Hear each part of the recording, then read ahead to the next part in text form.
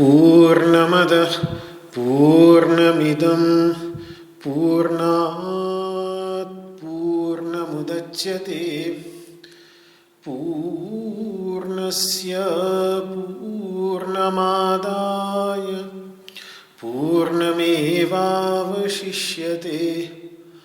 ॐ शान्तिः शान्तिः शान्तिः।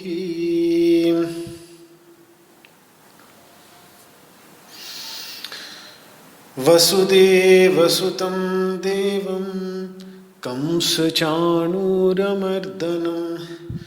देवकी परमानन्दं कृष्णं वन्दे जगद्गुरुं। सर्वोपनिषदो गावो दोग्धा गोपालनन्दनः पार्थो वत्सः सुधीर्भोक्ता दुग्धं गीतामृतं महत्। न कामयेऽहं गतिमीश्वरात् पराम् अष्टर्धियुक्तां पुनर्भवं वा आर्तिं प्रपद्येऽखिलदेहभाजाम् अन्तस्थितो येन भवन्त्यदुःखाः।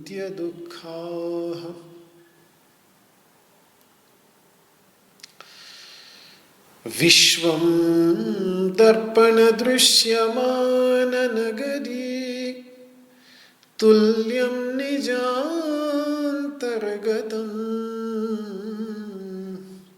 पश्यन्नात्मनि मायया बहिरिवोद् भूतं यथा निद्रया यस्साक्षात् कुरुते प्रबोधसमये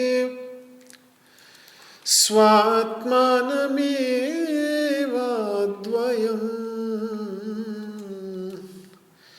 तस्मै श्रीगुरुमूर्तये नमः इदं श्रीदक्षिणामूर्तये। ॐ शान्तिः शान्तिः शान्तिः।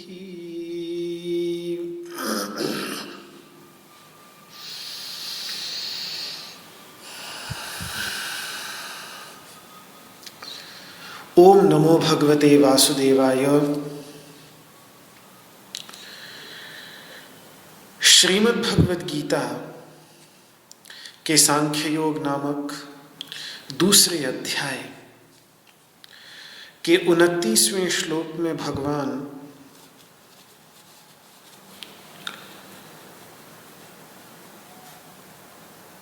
आश्चर्य को लेकर, इस तत्व की अद्भुतता को लेकर कुछ उपदेश करने जा रहे हैं। बात यह है कि भगवान अर्जुन को बहुत उलाहना भी दे चुके हैं और उपदेश भी बहुत कर चुके हैं। उस उलाहने के साथ किए गए आत्म तत्व के उपदेश के पीछे की भावना ये थी कि शोक छोड़कर वो खड़ा हो जाए। जो अशोच्यानन्व शोचस्त्वं प्रज्ञावादाश्च भाषसे गतासून गतासूश्च नानुशोचन्ति पंडिताः। मुस्कराते हुए अर्जुन को ऐसे कहना ये उलाहना ही था, उसको उलाहना ही दे रहे थे। तो उलाहने में कोई क्रोध नहीं या कोई उसके अंतर्गत न्यूनता नहीं, बल्कि केवल किसी भी तरीके से वो इस शोक को छोड़कर खड़ा हो जाए। पर उलाहने के साथ दिए गए इस उपदेश, आत्म तत्व संबंधी उपदेश, जिसको उन्होंने त्वंपद वाच्यार्थ के शोधन से प्रारंभ करके त्वंपद लक्ष्यार्थ तक भी पहुंचाया, लोकायत मत के आधार पर भी उसके शोक की निवृत्ति करने का प्रयास किया, और अंत में एक श्लोक में स्थूल सूक्ष्म और कारण शरीर की भी अनित्यता का सहारा लेकर भी उसके शोक को निवृत्त करने का प्रयास किया, लेकिन इसने काम नहीं किया। तो भगवान उलाहना छोड़कर ये बात कह रहे हैं कि ठीक है, ये आत्मतत्व है ही दुर्विज्ञ, इसको जानना वैसे ही इतना कठिन है, तो क्या उलाहना दूं तुम्हें? इस आत्मतत्व का ज्ञान न होने के कारण जो भ्रांति सर्वसाधारण में फैली हुई है, अपने वास्तविक स्वरूप की विस्मृति जो सभी के अंतर्गत समान रूप से फैली हुई है, उसको लेकर मैं अकेले तुम्हें क्या उलाहना दूं अर्जुन? ये तो समस्या सभी की है, मुझे समझ में आता है। ये बात मानो भगवान कह रहे हैं। कैलाश आश्रम वाले महाराज जी, गुरु जी हंसते हुए कह देते थे इस बात पर कि भैया देखो, कुएं में भांग पड़ी है, किसी ने कुएं में ही भांग मिला दी है, तो जो पी रहा है वही पीकर, और पूरा गांव चूंकि उसी कुएं का पानी पी रहा है, तो पूरा गांव ही उस पानी को पीकर बौरा गया है, सभी के ऊपर भांग चढ़ गई है, कोई भी इससे नहीं बचा। तो ये जो अपने वास्तविक स्वरूप के अज्ञान के कारण, अपने वास्तविक स्वरूप की विस्मृति के कारण जो भ्रांति की अवस्था है, ये जब सभी की है, पूरे गांव की है, कुएं में भांग पड़ जाने के कारण पूरे गांव की है, तो फिर किसी एक को क्या उलाहना दे, किसी एक को क्या दोष ठहराए, किसी एक को कैसे दोषी ठहरा सकते हैं? तो सभी का यही हाल है।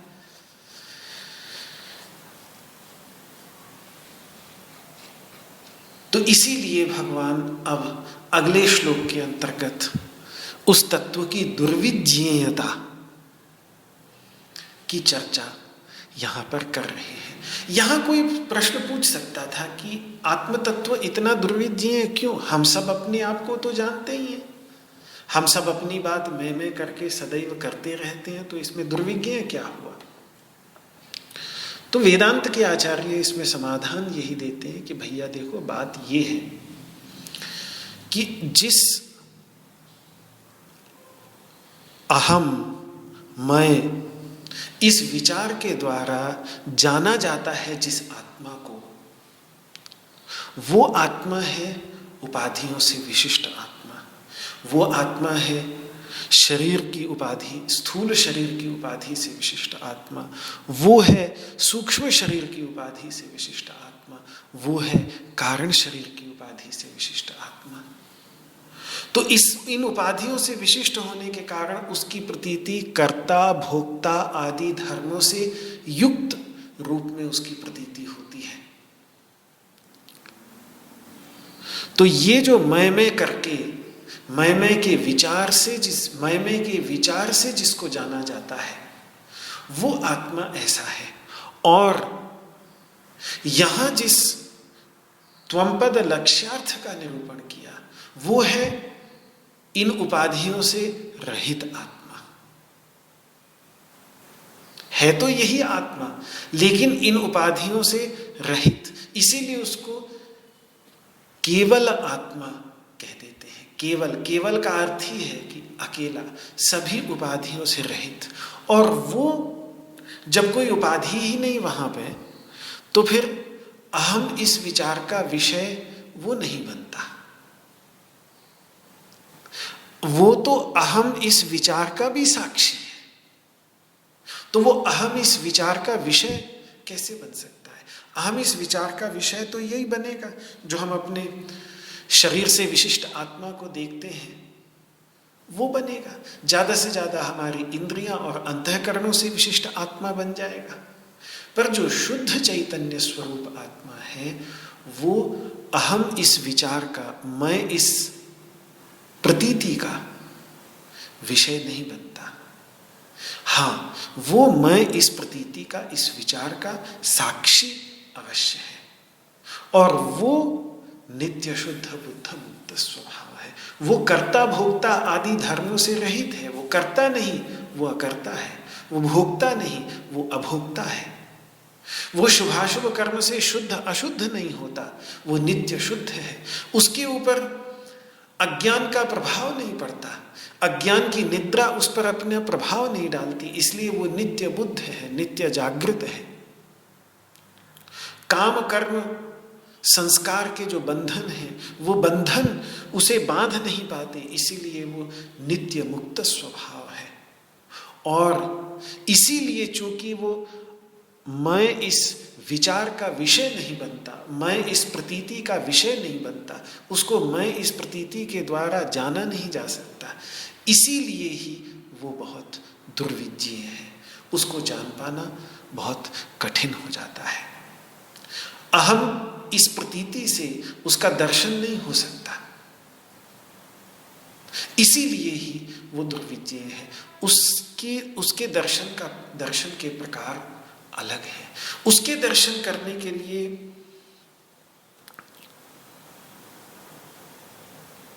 श्वेताश्वतर उपनिषद में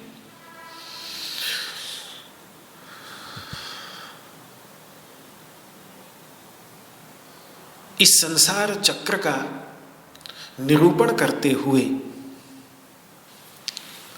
ऐसा बतलाया है कि इसकी नाभि में, जैसे चक्र की जो नाभि होती है, तो चक्र की नाभि में जीवात्मा विद्यमान है।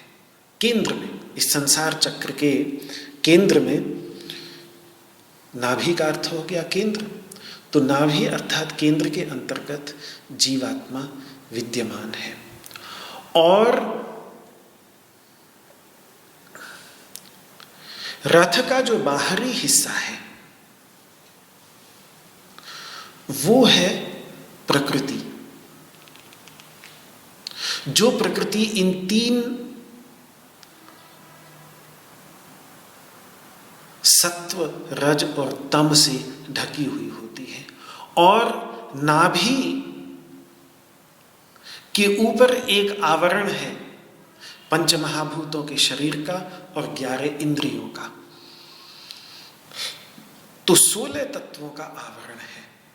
और उसके बीच में बाहर का जो चक्का है उसको नाभि के साथ जोड़ने के लिए 50 आराएं वहां पर बताई गई है। लंबा प्रसंग है, मैं उस सब की गहराई में अभी नहीं जाऊंगा, 50 अराएं जो वहाँ पर श्वेताश्वतर उपनिषद में शतार्धारम, शत अर्ध अर, शत अर्ध हो गया, शत हो गया 100 और 100 का आधा हो गया 50। तो 50 अराएं वहाँ पर जो मंत्र है श्वेताश्वतर उपनिषद का, उसके अंतर्गत गिनाई गई है।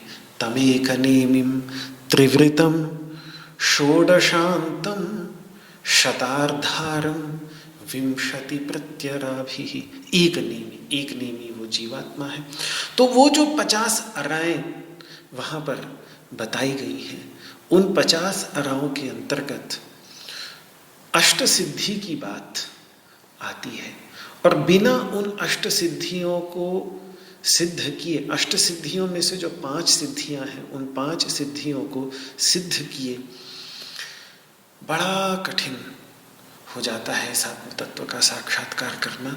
और ये 8 सिद्धियां वो नहीं जिन 8 अष्ट सिद्धि नवनिधि के दाता, वो वाली अणिमा महिमा गरिमा प्राप्ति प्राकाम्य मीशित्वम वशित्वम चाष्ट सिद्धया, उन 8 सिद्धियों की बात नहीं है।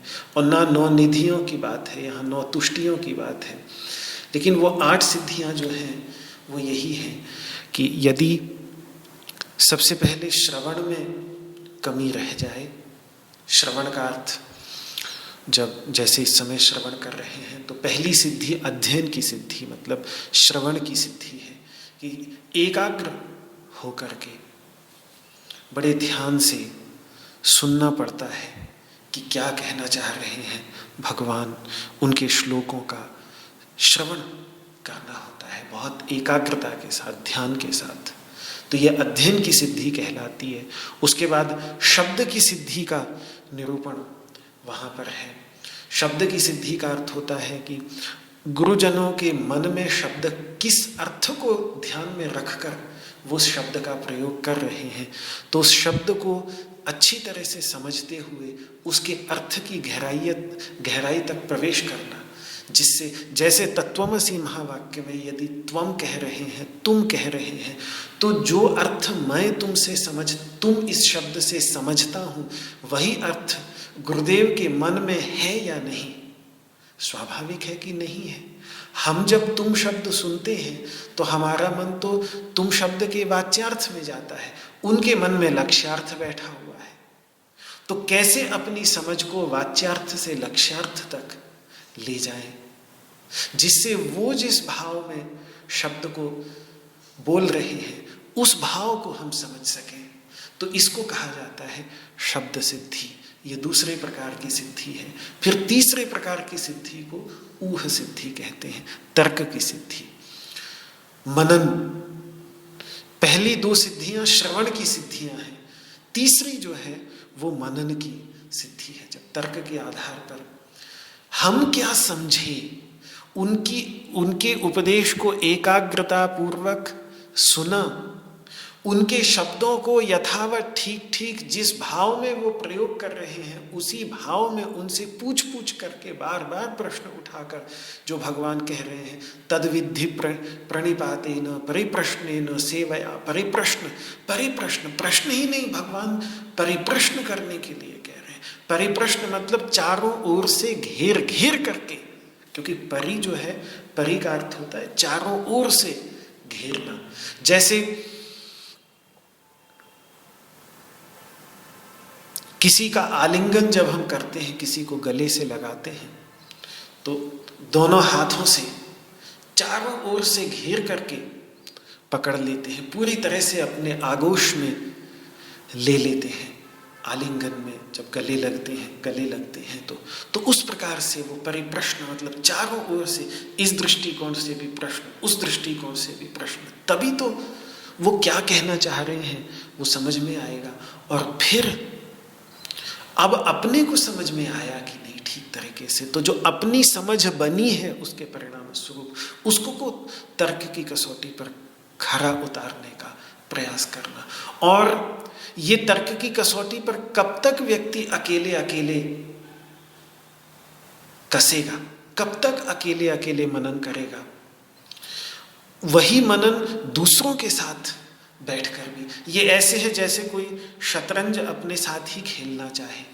एक हद तक ही खेल सकता है, संभव है, अगर कोई और नहीं है खेलने के लिए। तो बचपन में जब तक मेरे को वो कंप्यूटर वाली शतरंज किसी एक ने गिफ्ट में नहीं दी थी, तब तक मैं अपने साथ खुद ही, शतरंज का बहुत शौक होता था तो शतरंज अपने साथ ही खेल लेता था।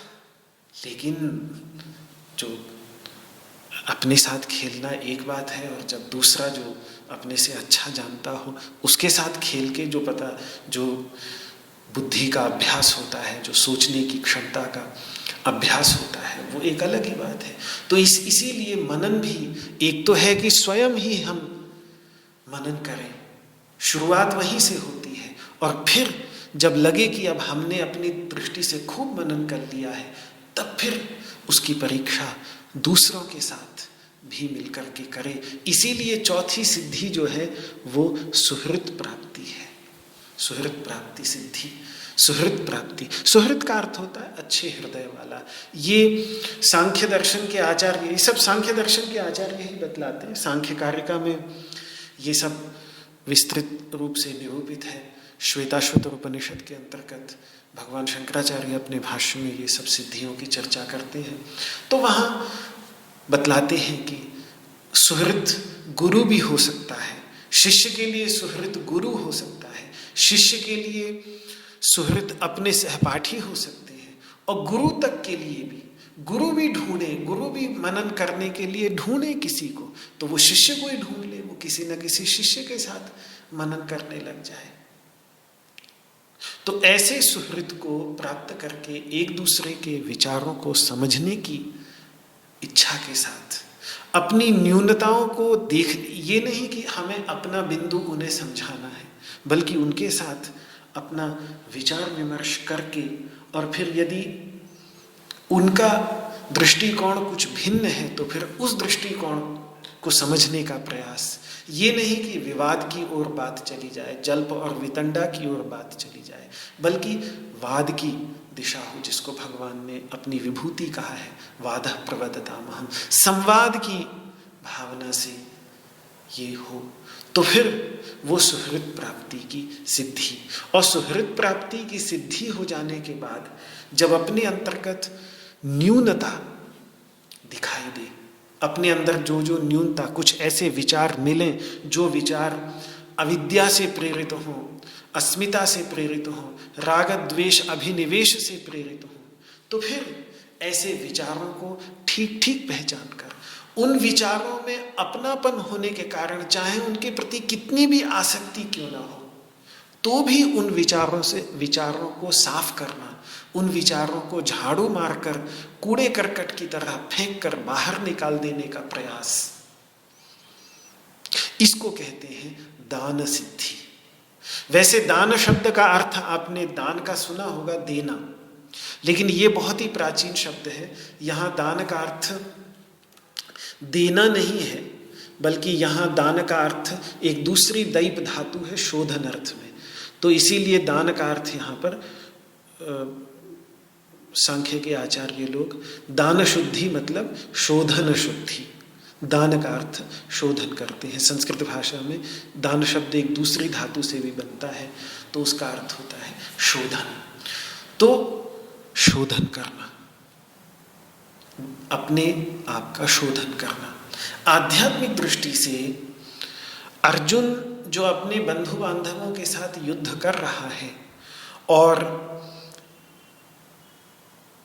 अपने बंधु बांधवों में से जो आसुरी प्रवृत्ति वाले हैं उनके साथ युद्ध कर रहा है, तो आध्यात्मिक दृष्टि से साधना के पथ पर चलने वाले साधक का युद्ध भी कुछ ऐसा ही है कि उसके अपने ही विचार, अपने ही निष्कर्ष, अपने ही निश्चय, अपने ही विश्वास यदि सत्य की कसौटी पर खरे न उतरते हो, अगर उनके अंतर्गत दैवी संपत्ति के स्थान पर आसुरी संपत्ति के भाव अधिक दिखते हो, तो चाहे उनमें कितना भी अपनापन क्यों ना हो, उनके साथ अर्जुन की तरह युद्ध लड़ना ही पड़ेगा। और जहाँ वो अपनापन आ जाता है सामने अपने ऐसे विचारों में, वहाँ उनसे युद्ध लड़ना बड़ा कठिन हो जाता है, क्योंकि लगता है कैसे उनसे एक आसक्ति बनाती है, उनके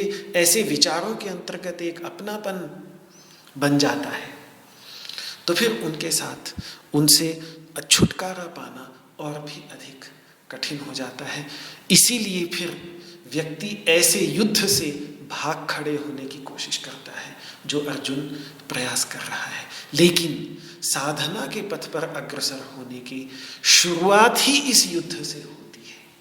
इसीलिए ये अभिनव गुप्ताचार्य जी, जो कश्मीर शैव सिद्धांत के 10वीं शताब्दी के बहुत बड़े प्रतिभेद या दर्शन के महान आचार्य हुए हैं, उन्होंने श्रीमद् भगवद गीता के प्रारंभ में ये बात इस तरीके से रखने का प्रयास किया है। और ये इस प्रकार का युद्ध प्रत्येक साधना पथ के मूल में, यहीं से साधना शुरू होती है। जैसे जैसे व्यक्ति उन अपने ही बंधु बांधव स्वरूप, यानी अपने से ही जुड़े हुए अपने ही असद विचारों को, अपने ही अशुभ विचारों को, अपने ही अज्ञान से ग्रस्त विचारों को एक एक बाण मार करके विनष्ट करने का, अपने जीवन में से निकालने का प्रयास करता है, वैसे वैसे उसके जीवन का विकास होता चला जाता है। इसीलिए ये जो 5वीं सिद्धि है, दान शुद्धि, आत्मशोधन की शुद्धि, आत्मशोधन की सिद्धि, ये भी बहुत महत्वपूर्ण है।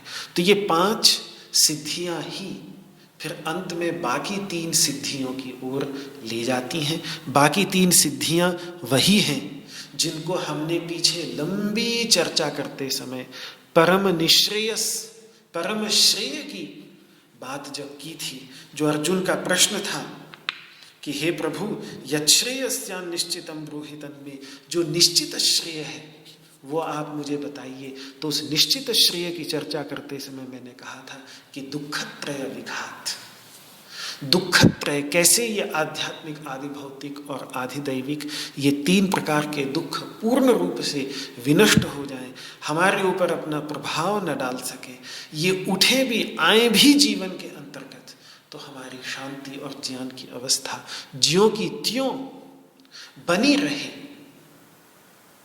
यही शेष 3 सिद्धियां हैं, जिन सिद्धियों की चर्चा सांख्य तत्व के आचार्य, तो चूंकि अब यहां भगवान ने इन अष्ट सिद्धियों की बात नहीं की, श्वेताश्वतर उपनिषद में की है, भगवान नहीं कर रहे हैं यहाँ अष्ट सिद्धियों की बात। और सांख्य दर्शन संबंधी विचार के अंतिम 2 श्लोक अब आने वाले हैं, तो मुझे लगा कि थोड़ा दुर्विज्ञेय क्यों है, क्यों इसको प्राप्त करना इतना कठिन है, क्यों इतना दुर्लभ है, क्योंकि इन 5 जो साधनात्मक सिद्धियां हैं, जो हमारी साधना को सफल बनाने वाली जो ये 5 सिद्धियां हैं, ये 5 सिद्धियां जब तक जीवन के अंतर्गत ज्ञान पूर्वक, अभ्यास पूर्वक हम अपने जीवन के अंतर्गत उसको लेकर नहीं आएंगे, तब तक इस विवेक ख्याति का प्रादुर्भाव, मतलब असत से भिन्न करके इस सत्तत्व को समझ पाना और फिर वैसी जीवन के अंतर्गत निष्ठा बन जाना, जिससे फिर व्यक्ति निश्चित श्रेय की प्राप्ति करता है, जिसमें इन 3 प्रकार के दुखों की निवृत्ति होकर आखिरी 3 प्रकार की सिद्धियां प्राप्त होती हैं। ये बड़ा कठिन हो जाता है। यही कारण है कि ये आत्मतत्व भी आश्चर्य स्वरूप है, और इस आत्मतत्व का साक्षात्कार कर चुका ज्ञानी महापुरुष भी आश्चर्य स्वरूप है, महान आश्चर्य ही है। ये बात भगवान अगले श्लोक के अंतर्गत कहने जा रहे हैं। दूसरे अध्याय का 29वां श्लोक उच्चारण कर लें इसका। आश्चर्यवत् पश्यति कश्चिदेनम् आश्चर्यवद्वदति तथैव चान्यः आश्चर्यवच्चैनमन्यः शृणोति श्रुत्वाप्येतम् वेद न चैव कश्चित् आश्चर्यवत् पश्यति कश्चिदेनम् आश्चर्यवद्वदति तथैव चान्यः आश्चर्यवच्चैनमन्यः शृणोति श्रुत्वाप्येनं वेद न चैव कश्चित् आश्चर्यवत् पश्यति कश्चिदेनम् आश्चर्यवद्वदति तथैव चान्यः आश्चर्यवच्चैनमन्यः शृणोति श्रुत्वाप्येनं वेद न चैव कश्चित्। कोई होता है जो इसे आश्चर्य के समान देखता है, कोई और ऐसा होता है जो इसको आश्चर्य के समान बतलाता है, कोई और ऐसा होता है जो आश्चर्य के समान इसको सुनता है, और कोई ऐसा भी होता है जो सुनकर भी इसे समझ नहीं पाता। क्या कहना चाह रहे हैं भगवान? थोड़ा और इसकी गहराई में प्रवेश करें। सबसे पहले आश्चर्यवत् पश्यति कश्चित् एनम्, कोई ऐसा होता है जो आश्चर्य के समान इसे देखता है। इसका ऐसा भी अर्थ कर सकते हैं और ऐसा भी अर्थ कर सकते हैं, कोई आश्चर्य सदृश पुरुष ऐसा है जो इसे देखता है। ये आश्चर्य शब्द एनम के साथ भी घटाया जा सकता है और कश्चित के साथ भी घटाया जा सकता है। अन्वय पे बात है कि किसके साथ अन्वय करना है। यदि कश्चित के साथ अन्वय करते हैं कोई, तो वो व्यक्ति जो दर्शन कर रहा है वो आश्चर्य के समान हो जाता है, और एनम के साथ घटाते हैं तो एनम जो इस आत्म तत्व का निरूपण कर रहा है उसका विशेषण बनाते हैं आश्चर्यवत शब्द को, तो फिर एनम यानी यह आत्म तत्व आश्चर्य के समान है। तो इसीलिए इस पूरे के पूरे श्लोक का दो प्रकार से अर्थ भगवान शंकराचार्य करते हैं। पहले प्रकार के अर्थ में तो ये हम कहेंगे कि कोई ही इस आत्मा को आश्चर्यचकित होकर देखता है, कोई ही इस आत्म तत्व को आश्चर्य से युक्त, आश्चर्यचकित कर देने वाले इस आत्म तत्व को कोई देखता है।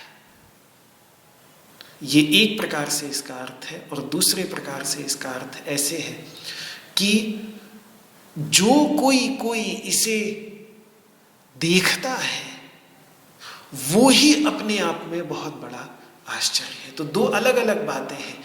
एक में आश्चर्य कर रहे हैं आत्म तत्व पर, और एक में आश्चर्य कर रहे हैं उस आत्म तत्व का दर्शन कर चुके व्यक्ति पर। दोनों ही अपने आप में अजूबे हैं, दोनों ही अपने आप में अद्भुत हैं। वह आत्म तत्व भी अद्भुत है और उस आत्म तत्व का दर्शन कर चुका ज्ञानी महापुरुष भी अद्भुत है। क्यों? क्योंकि वो हजारों में से एक ही होता है, जो भगवान आगे कहेंगे। तो इसमें आत्म तत्व की भी आश्चर्यवत्ता कही जा रही है और आत्म तत्व का दर्शन कर चुके तत्ववेत्ता की दुर्लभता भी कही जा रही है, क्योंकि दोनों ही समान रूप से दुर्लभ है। तो कल जो मैं बात कर रहा था कि ये आश्चर्यवत्ता की बात कठोपनिषद में भी है और तैत्तिरीय उपनिषद में। तैत्तिरीय उपनिषद में जो एतमानंदमयमात्मानोपसंक्रम्य इमाल लोकान कामान्नी कामरूप्यनुसंचरन् सामगायन नास्ते हाव हाव हाव अहो अहो अहो करके जो वहाँ अपना आश्चर्य द्योतित कर रहे हैं तैत्तिरीय उपनिषद के महर्षि। तो पहला अर्थ जो है वो तैत्तिरीय उपनिषद के अधिक अनुकूल है। क्यों? क्योंकि तैत्तिरीय उपनिषद का महर्षि आत्म तत्व को देखकर उस आत्म तत्व को अद्भुत बतला रहा है। ऋग्वेद की भी मैंने चर्चा की थी। ऋग्वेद का महर्षि उस परम प्रकाशमय तत्व को अद्भुत कह रहा है। तो वो पहला अर्थ, मतलब आत्म तत्व को आश्चर्यचकित, आत्म तत्व को अद्भुत बतलाना। और भी जो गुरु ग्रंथ साहब आदि, वाहे गुरु आदि की मैंने चर्चा की, वो सब इस अर्थ में घटित होगा। फिर वो व्यक्ति भी जो ऐसा दर्शन कर लेता है वो भी अपने आप में अद्भुत है। ये जो दूसरा अर्थ है, ये दूसरा अर्थ कठोपनिषद के मंत्र के अधिक अनुकूल बैठता है। क्योंकि कठोपनिषद के मंत्र में श्रवण, जो उस मंत्र की भी मैं चर्चा कल परसों कर चुका हूँ, श्रवणायापि बहुभिर्यो न लभ्यः, सुनने के लिए भी बहुतों को नहीं मिलता। शृण्वन्तोऽपि बहवो यन्न वेद्युः, सुनकर भी बहुत सारे उसको समझ नहीं पाते। आश्चर्यो वक्ता कुशलोस्य लब्धा, आश्चर्यो ज्ञाता कुशलानुशिष्टा। आश्चर्य, इसका बोलने वाला अपने आप में एक आश्चर्य है। इसको प्राप्त करने के लिए बड़ा कुशल होना होता है। जो इसको प्राप्त कर लेता है वो कितना बड़ा आश्चर्य है। वो कुशल गुरु से अनुशिष्ट होकर ही, शिक्षित होकर ही इसको पकड़ पाता है। तो यहाँ कठोपनिषद के अंतर्गत दृष्टा, श्रोता, वक्ता को दुर्लभ बताया है, उनको अद्भुत बताया है। तो दूसरे अर्थ में ये कठोपनिषद के अधिक अनुकूल है।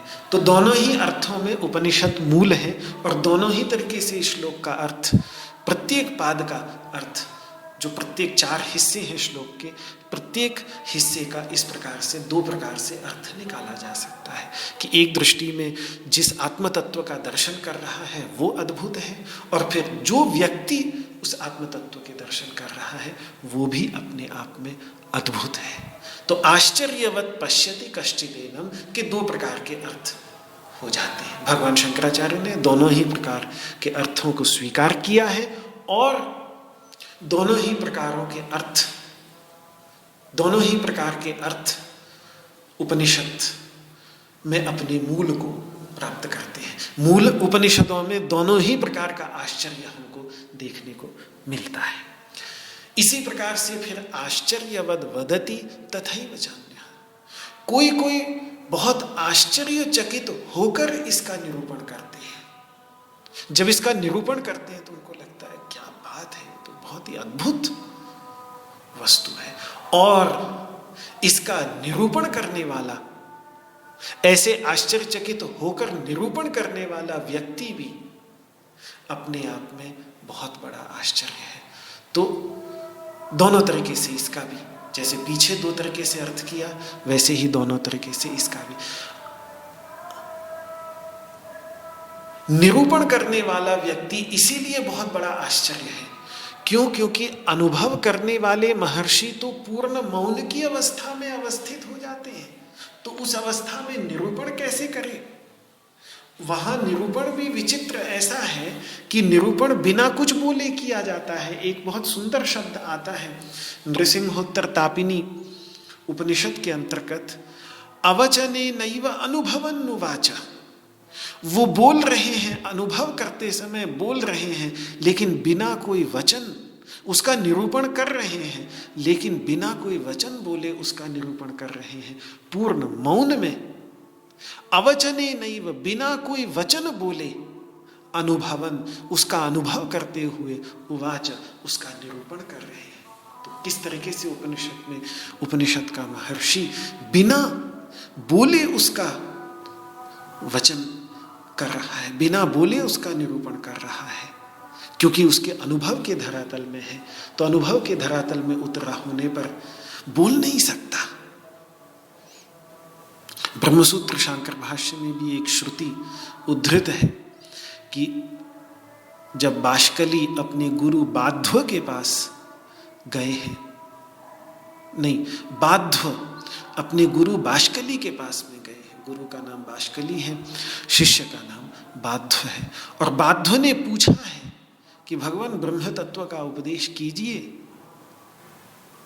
सहोवाच अधीमहि भू इति, उसने कहा, बाध्य ने कहा अपने गुरुदेव महर्षि बाष्कली के पास में जाकर के कि हमें उस ब्रह्म तत्व का उपदेश कीजिए।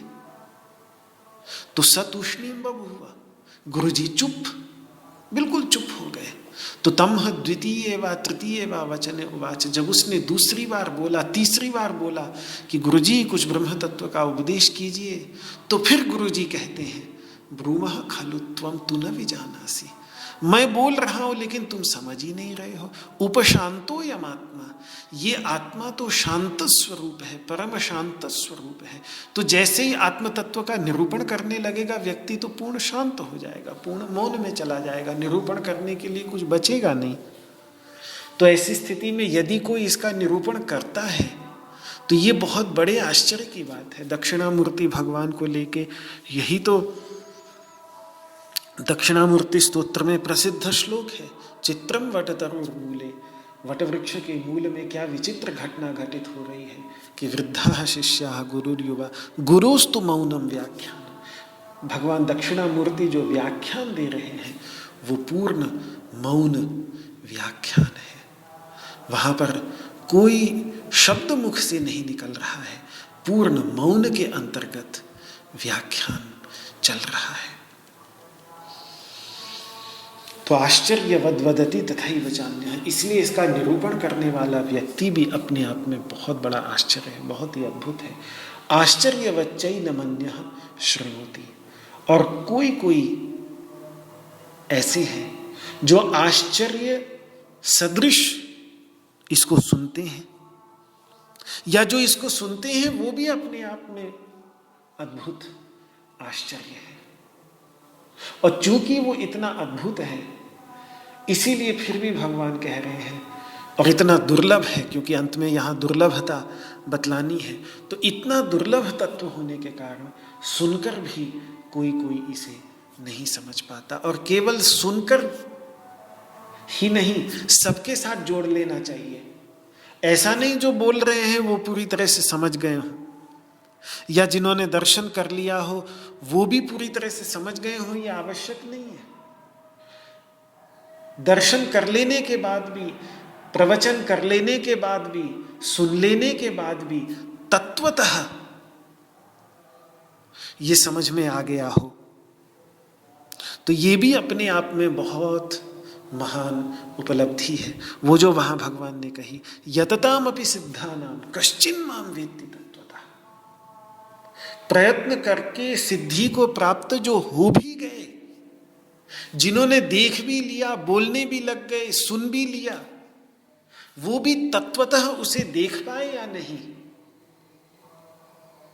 तत्वतः उसे समझ पाए या नहीं, तत्वतः उसे सुन पाए या नहीं, तत्वतः उसे बोल पाए या नहीं, ये प्रश्न तब भी बना ही रहता है, वो उससे भी अधिक दुर्लभ है।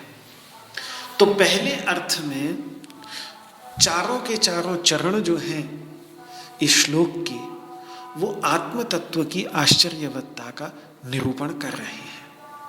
पहला अर्थ जो दिया। दूसरे अर्थ में पहला चरण इस आत्म तत्व का दर्शन कर चुके व्यक्ति को अद्भुत बतला रहा है। दूसरा चरण इस आत्म तत्व का प्रवचन करने वाले व्यक्ति को की अद्भुतता का निरूपण कर रहा है। तीसरा चरण इस आत्म तत्व के का श्रवण करने वाले की दुर्लभता का निरूपण कर रहा है। और चौथा चरण जो है वो आत्म तत्व का श्रवण, दर्शन और प्रवचन के रहने पर भी सभी को उसका प्रत्यक्ष साक्षात्कार नहीं होता। ये सब होने के बाद भी लगातार अपरोक्ष साक्षात्कार की अवस्था में रहने वाला, प्रत्यक्ष साक्षात्कार की अवस्था में रहने वाला जो महापुरुष है, वो अत्यंत दुर्लभ होने के कारण उन सभी की आश्चर्यवत्ता का निरूपण भगवान यहाँ पर कर रहे हैं। क्योंकि इस तत्व के श्रोता, वक्ता और दृष्टा में भी तत्वतः दर्शन, तत्वतः वचन और तत्वतः श्रवण जो है वो अत्यंत दुर्लभ है। तो ये दो अर्थ जो बनते हैं श्लोक के, ये दो अर्थ एक दूसरे से विरुद्ध नहीं, अपितु दूसरा अर्थ जो है वो पहले अर्थ की ही पुष्टि कर रहा है, पहले अर्थ को ही और सिद्ध कर रहा है। क्योंकि जिसके दृष्टा, वक्ता, श्रोता और प्रत्यक्ष साक्षात्कर्ता ही इतने दुर्लभ हो, तो वह तत्व स्वयं कितना दुर्लभ होगा, कितना दुर्बोध होगा, ये विचार करने पर समझ में आ जाता है। तो बात यहां पे यही है कि देह से अतिरिक्त जिस जीवात्मा की चर्चा कर रहे थे, सांख्य का जो पुरुष है, उस पुरुष का दर्शन करना ही कितना दुर्लभ है। तो फिर उस पुरुष की सभी उपाधियों को हटाकर जो वेदांत का शुद्ध चैतन्य स्वरूप आत्म तत्व है, उसका दर्शन कर चुका महापुरुष कितना दुर्लभ होगा। जो देहातिरिक्त प्रकृति से भिन्न, प्रकृति से अलग किया हुआ पुरुष तत्व का, सांख्य का जो पुरुष जीव है, उसका दर्शन कर चुका महापुरुष ही जब इतना दुर्लभ है, तो फिर शुद्ध चैतन्य स्वरूप आत्म तत्व का दर्शन कर चुका महापुरुष कितना दुर्लभ होगा। जिसने त्वंपद वाच्यार्थ का दर्शन किया हो, वही जब इतना दुर्लभ है, तो फिर त्वंपद लक्ष्यार्थ का साक्षात्कार कर चुका महापुरुष कितना दुर्लभ होगा। तो वैसे दर्शन कर चुके महापुरुष मिल भी जाए तो भी फिर वक्ता बहुत दुर्लभ है, उसका बोलना बहुत दुर्लभ है, और फिर इसके समस्त रहस्यों का स्वानुभव के आधार पर निरूपण करने वाला वक्ता कितना दुर्लभ होगा। वैसे ही सुन सुन करके बोलने वाला ही दुर्लभ है, तो फिर इसके रहस्यों का अनुभव करके उनका निरूपण करने वाला वक्ता कितना दुर्लभ होगा। और ऐसा वक्ता मिल जाने के बाद भी इसका श्रोता, वैसे तो श्रोता ही मिलना दुर्लभ है। अब वैसे और कुछ संसार की चर्चा करने लगे, राजनीति की चर्चा करने लगे, तो हजारों लाखों लोग जुड़ जाएं, लेकिन इसका श्रोता ही अपने आप में दुर्लभ है। और फिर ऐसा श्रोता जो शिष्य के सभी सद्गुणों से, जिनकी चर्चा हमने उस समय की थी जब अर्जुन के शिष्यत्व की चर्चा चल रही थी कि क्या गुण हैं जो शिष्य को शिष्य बनाते हैं, वो बाहरी सद्गुण, आंतरिक सद्गुण, उन सब सद्गुणों से संपन्न श्रोता कितना दुर्लभ होगा, ये जरा सोचिए। तो इसीलिए यही बात उपनिषद के मंत्र में वहाँ पे कही कि श्रवणायापि बहुभिर्यो न लभ्यः शृण्वन्तोपि बहवो यन्न विद्युः। बहुतों को सुनने के लिए भी नहीं मिलता, और जो सुन लेते हैं उनमें से भी सब पूरी तरह से समझ ही जाते हो, ऐसा नहीं। तो यही कारण है कि भगवान ने ज्ञानी भक्त को सुदुर्लभ 7वें अध्याय में कहा, वासुदेवः सर्वमिति स महात्मा सुदुर्लभः, ऐसा वहां पर उन्होंने भगवान कहा। तो यहाँ क्रम जो है श्रवण मनन आदि का, वो क्रम जो आचार्यों ने बतलाया है, वो क्रम यही है कि सबसे पहले आत्म तत्व का श्रवण करें। सबसे पहले श्रवण करते हैं हम, श्रवण के बाद मनन करने से उस आत्म तत्व के स्वरूप का निश्चय होता है, जिसके बाद उसका ठीक ठीक कथन करने की योग्यता आती है।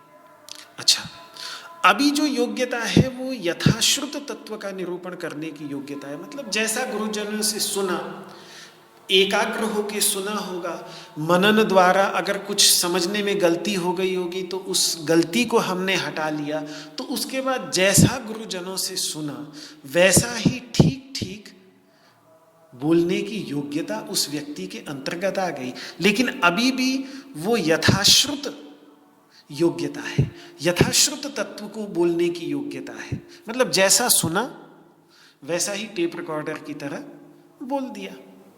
मैं तो अपने को इसी श्रेणी में रखता हूँ, गुरुजनों से सुना, वो सब याद हो गया, तो जैसा उनसे सुना वैसा बोल देता हूँ, बस।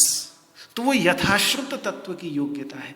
लेकिन एक इससे भी बढ़कर बोलने की योग्यता है यथावस्थित तत्व की योग्यता, जो गुरुजनों की थी, कि वो यथाश्रुत, जैसा सुना वैसा नहीं, बल्कि जैसा वो है वास्तव में, जैसा उसका साक्षात अनुभव। मतलब एक हो गया कि जैसे किसी ने खूब पढ़ा,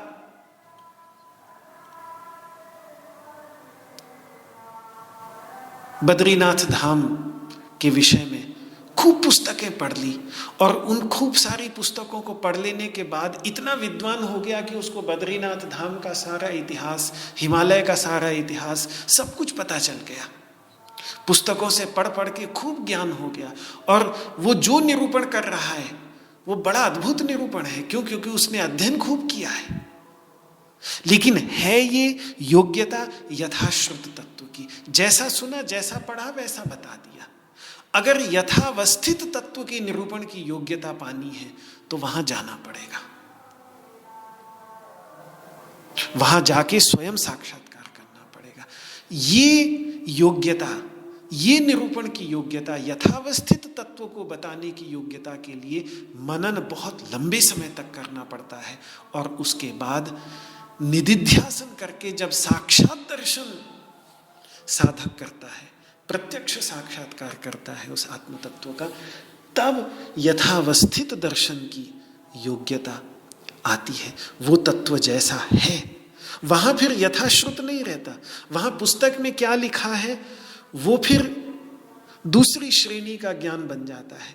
हमने स्वयं कैसा वहां जाकर अनुभव, प्रत्यक्ष अनुभव स्वयं कैसा किया, जब हिमालय में गए, बद्रीनाथ धाम के दर्शन किए, जो वहां का दिव्य वातावरण है वो सब देखा, तो जो स्वयं अनुभव करके, बद्रीनाथ धाम इसलिए ध्यान आ गए क्योंकि भगवान श्री कृष्ण ने भी वहां 4-5 वर्षों तक एकांतवास करके बड़ी घनघोर तपस्या की है इस अवस्था को प्राप्त करने के लिए। तो कृष्ण जिस तत्व का निरूपण कर रहे हैं वो यथाश्रुत तत्व नहीं है, वो सुना सुनाया तत्व नहीं है कि गुरुजनों से जैसा सुना रट्टू तोते की तरह बोल दिया, वैसा नहीं है। वो यथावस्थित तत्व का निरूपण कर रहे हैं, उस तत्व का अपरोक्ष साक्षात्कार करके, प्रत्यक्ष साक्षात्कार करके वैसा बोल रहे हैं। इसके लिए बहुत लंबे समय तक मनन करना पड़ता है, और फिर साधना में जीवन व्यतीत करके, तपोमय जीवन व्यतीत करके, निदिध्यासन पूर्वक, ध्यान पूर्वक इसका साक्षात दर्शन करके, और यही बात खत्म नहीं हो जाती। फिर उस साक्षात दर्शन को बहुत लंबे समय तक करने से तत्व की गहराइयों का और विशेषताओं का दर्शन होता है। इसमें आचार्य लोग एक उदाहरण देते हैं कि देखो, रत्न की विशेषताएं बहुत सूक्ष्म होती हैं, रत्न ही अपने आप में बहुत सूक्ष्म होता है। हीरा मोती, हीरे मोती की यदि विशेषताओं को समझना हो तो कितनी गहराई तक लेंस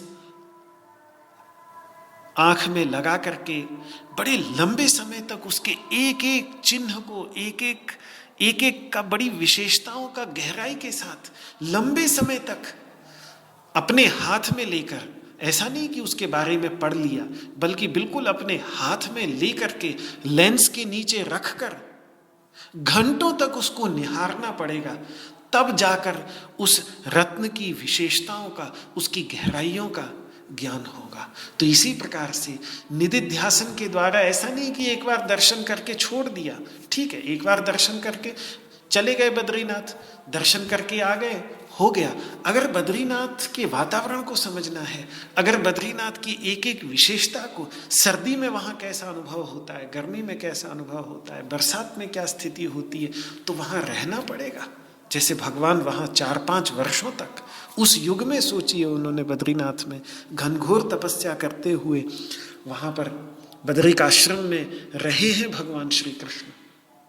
तो उतने समय तक रहने के बाद ही तो समझ पाएगा व्यक्ति उसकी विशेषताओं को। तो इसी प्रकार से आत्म तत्व के साक्षात्कार की भी जो गहराइयाँ हैं, जो विशेषताएं हैं, जो किसी शास्त्र में नहीं मिल सकती, वो तो प्रत्यक्ष दर्शन करके, जब उस पर अपने को पूरी तरह से केंद्रित करके, एकाग्र करके, जो फिर उसकी गहराइयाँ और विशेषताएं निकलती हैं, फिर जब वो निरूपण करता है तत्व का, ऐसा श्रोत्रिय ब्रह्मनिष्ठ गुरु जब तत्व का निरूपण करता है तो उसका एक एक शब्द ही शास्त्र बन जाता है, एक एक शब्द ही वेद बन जाता है।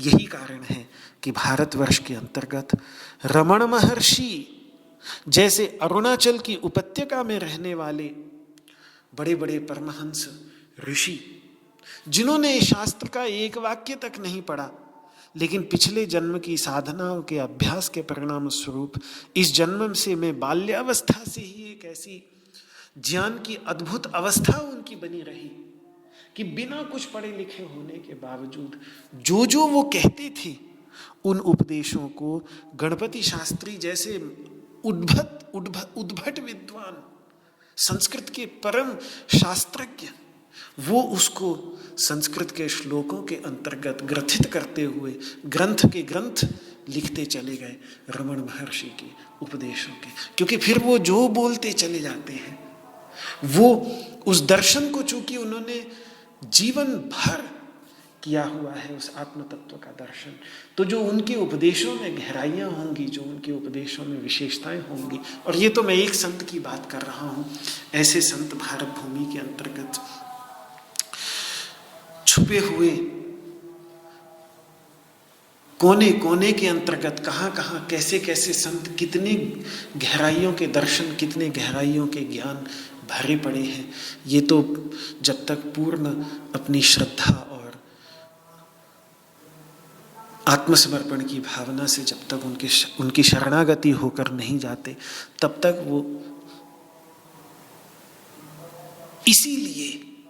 वो अपना ज्ञान देते नहीं, और इसीलिए ये तत्व इतना दुर्लभ हो जाता है।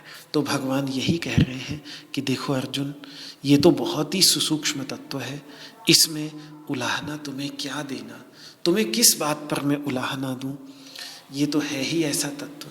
ऐसा कह करके भगवान फिर अगले श्लोक के अंतर्गत अपनी बात को समेट करके और फिर एक लोकोक्ति के आधार पर उसके शोक की निवृत्ति का प्रयास 31वें श्लोक से लेकर 38वें श्लोक में करेंगे।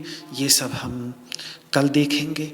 आज इस वाक पुष्पांजलि को मैं यहीं विराम देता हूँ, भगवान श्री कृष्ण के चरणों में समर्पित करता हूँ।